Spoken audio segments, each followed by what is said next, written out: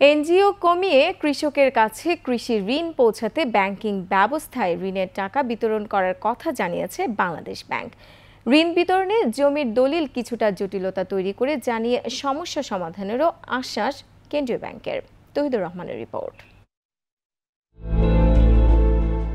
কৃষিতে প্রত্যক্ষ ও পরোক্ষভাবে নির্ভরশীল দেশের 40%-এরও বেশি মানুষ।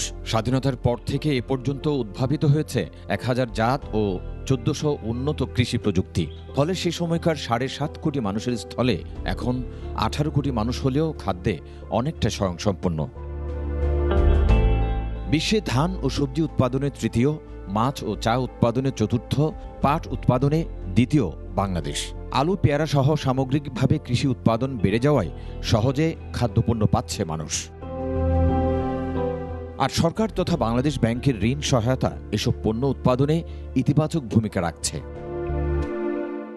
বাংলাদেশ ব্যাংক বলছেন, এবছর পল্লী এবং কৃষি খাতে ঋণের লক্ষ্যমাত্রা 35,000 কোটি টাকা। এই পর্যন্ত আমাদের বিতরণ হয়েছে এই খাতে 33,296 কোটি টাকা, যেটা অলমোস্ট লক্ষ্যমাত্রা 95.13%।